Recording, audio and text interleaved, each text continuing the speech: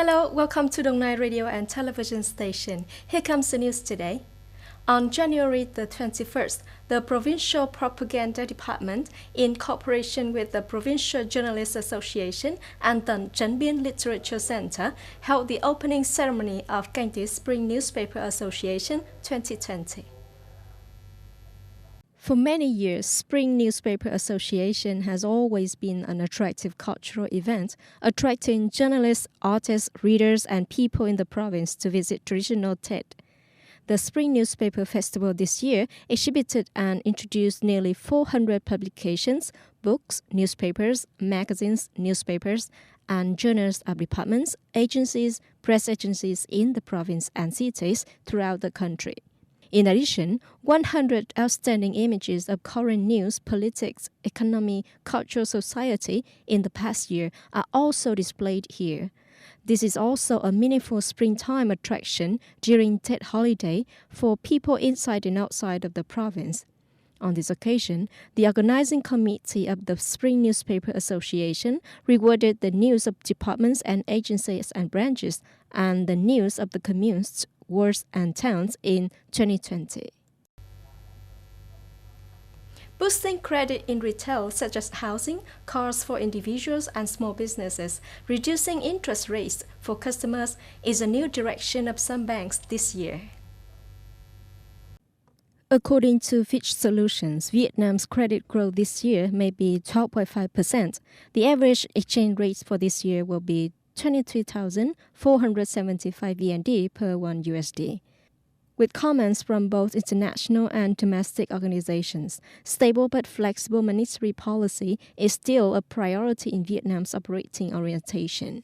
Based on such stable fundamentals, all banks have a basis for devising new business strategies for themselves in 2020. According to Research Department of SSI Securities, in 2020, many banks have planned to issue shares to raise capital as from about 6 to more than 15%. The policy of the government, banks with state capital will be increased capital from retained earnings. So according to the governor of the State Bank of Vietnam, banks need to be really proactive. According to experts, having enough capital, bank safety ratio will be guaranteed. Each bank's health will be better, continue to have double-digit profit growth in 2020. U.S. President Donald Trump and new EU Commission President Ursula von der Leyen met on Tuesday on the sidelines of the World Economic Forum in Davos, indicating both sides are working towards agreeing a U.S.-EU trade pact as both sides seek to reduce bilateral commercial tensions. Attending the meeting were leading economic advisors such as Wilbur Ross and Robert Lighthizer. Speaking to reporters before the meeting, the U.S. president said the two sides discussed the good trade deal and other issues. Von der Leyen said she was looking forward to working with Trump, saying Americans and Europeans are good friends.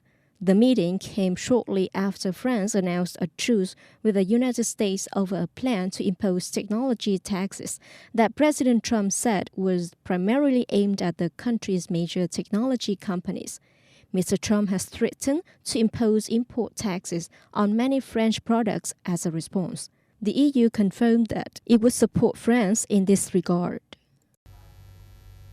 Russian President Vladimir Putin approved a new government on Tuesday, which he described as a break with the past, bringing in some fresh faces, but retaining many senior ministers.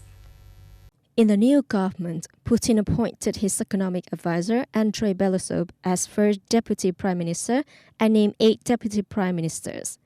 In addition, the Russian president appointed Mr. Maxim Reshetnikov, a former regional governor, as the new minister of economy. According to the Kremlin, veteran officials such as Minister of Finance, Minister of Energy, the Minister of Agriculture, the Secretary of Defense and the Secretary of State are all in the same position in the new government. Russia's new cabinet has 9 deputy prime ministers.